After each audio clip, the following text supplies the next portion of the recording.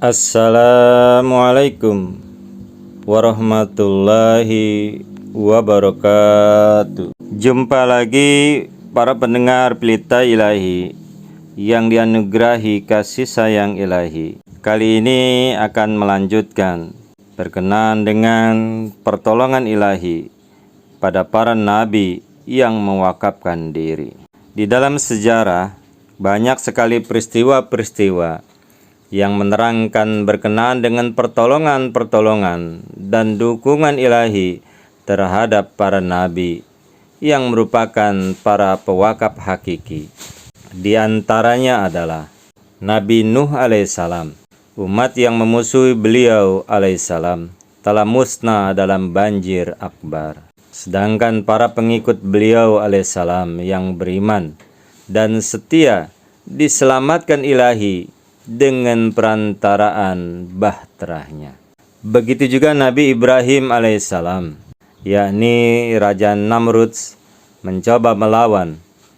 Namun dalam perdebatan yang terjadi di antara mereka, raja yang sombong itu kalah telak dan tidak bisa berkutik.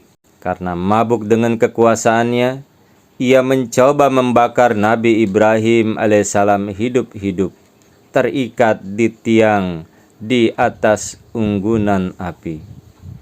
Tetapi pertolongan ilahi datang secara ajaib dan api tersebut menjadi dingin.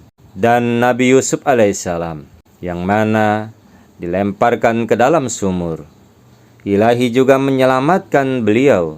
Wanita-wanita bangsawan di kerajaan Mesir mencoba merayu beliau alaihissalam, tetapi ilahi menjadikannya kebal terhadap rencana jahat mereka. Dan di samping itu memberikan kekuasaan dan kedaulatan kepada beliau di istana tersebut. Begitu pula Nabi Musa alaihissalam.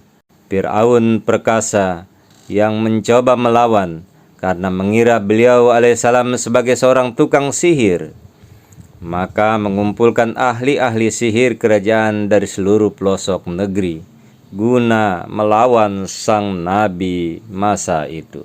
Namun dalam bantuan dan pertolongan ilahi yang telah menghancurkan rekaan para ahli sihir kerajaan, dengan satu hentakan tongkat Nabi Musa alaihissalam, harta benda maupun laskarnya tidak mampu menyelamatkan raja itu. Ketika Nabi Musa alaihissalam memimpin umat Israel bergerak menuju kepada kemerdekaan, sang Firaun berupaya mengejar untuk membunuh mereka. Hanya saja ilahi kemudian memperlihatkan keajaiban dari kekuasaannya guna membantu dan menolong Nabi Musa alaihissalam. Sang Firaun yang tadinya membayangkan bisa menggantung Tuhannya Nabi Musa alaihissalam dari menara-menara yang tinggi, nyatanya harus tenggelam di air yang dalam. Hal mana secara langsung membuktikan kalau Tuhannya Musa adalah Tuhan yang Maha Kuasa.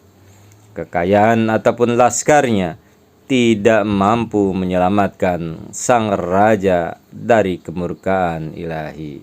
Lalu Nabi Muhammad sallallahu alaihi wasallam di masa berberkat dari junjungan kita, bantuan dan pertolongan ilahi yang datang seperti hujan yang deras, musibah dan cobaan dalam kegiatan tabligh amat mengerikan.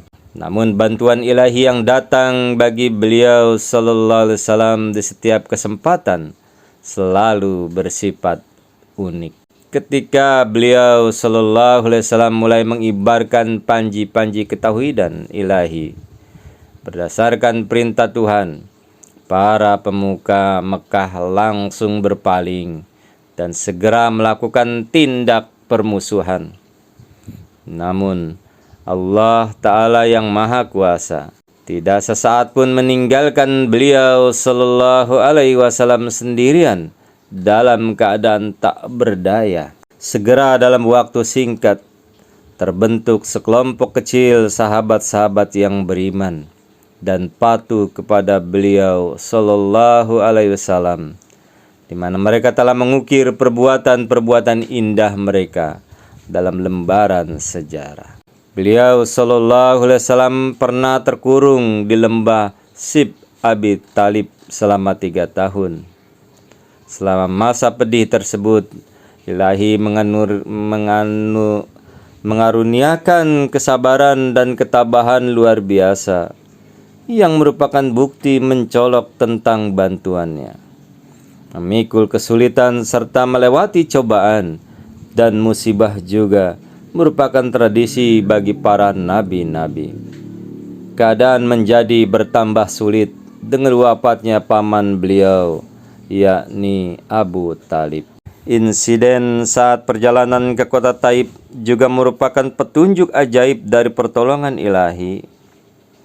Ketika beliau berlindung di sebuah kebun, setelah perlakuan kejam dan kasar dari penduduk kota itu.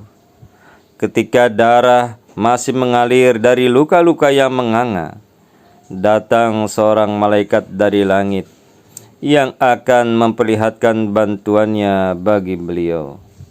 Penduduk kota yang merupakan anak-anak kegelapan telah menolak nur Ilahi. Namun, sifat rahmat dan kasih beliau sallallahu alaihi wasallam tetap tidak pudar. Kemudian setelah itu adalah masa-masa kritis saat hijrah ke Madinah, di mana kita kembali melihat perwujudan keajaiban rahmat Ilahi.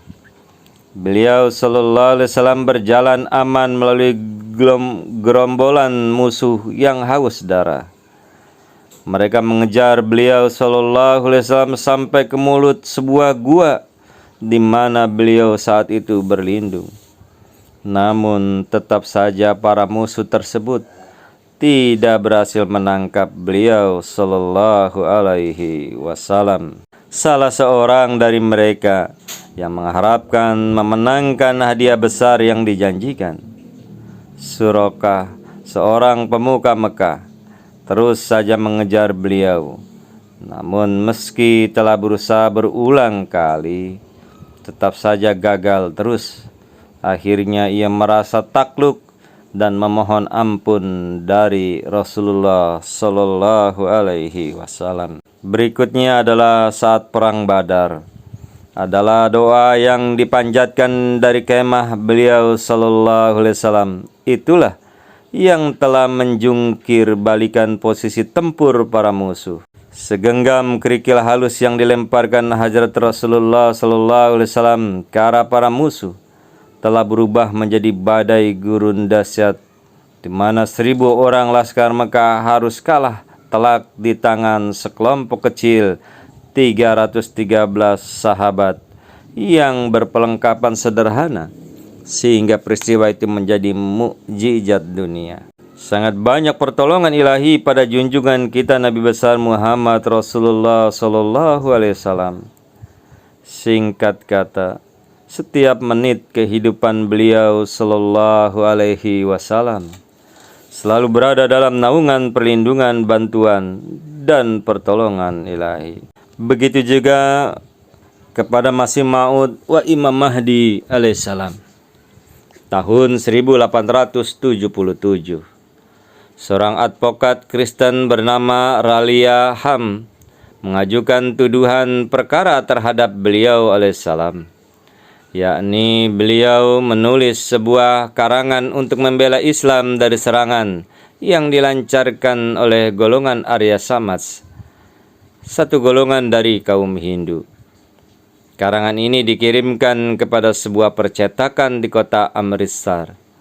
Di dalam karangan itu dimasukkan sepucuk surat mengundang petunjuk-petunjuk tentang karangan tersebut kepada percetakan.